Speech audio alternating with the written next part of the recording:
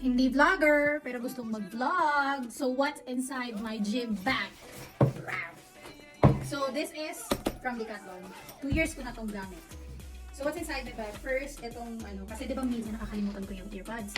So, yeah, you know, this is for emergency. But, hindi ko na ito magagamit ngayon dahil iba na yung, nag-upgrade na tayo. But, dyan muna siya.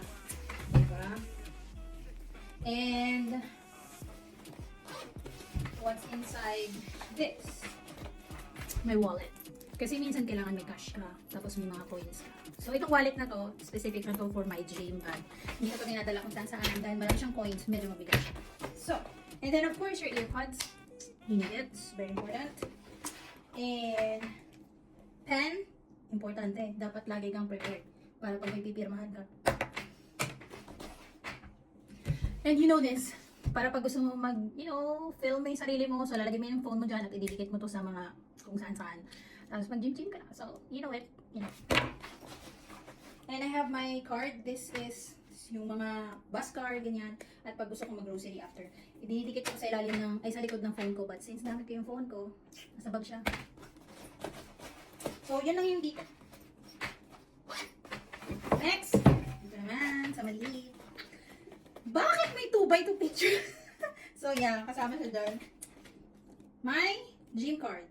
So, yan yung pangalan ng gym ko. Challenge. And I have very important emergency ponytails. Kasi minsan, pupunta ako ng gym na nakalugay yung hair lock. Nakalimutan ko. So, di ba, mabuti na yung prepare tayo sa life. At lip gloss, dahil hindi tayo pwedeng lumalabas doon ng dry yung lips. Like, it's not so classy. Charot. And, Orbits. Alam niyo na kung paano yan.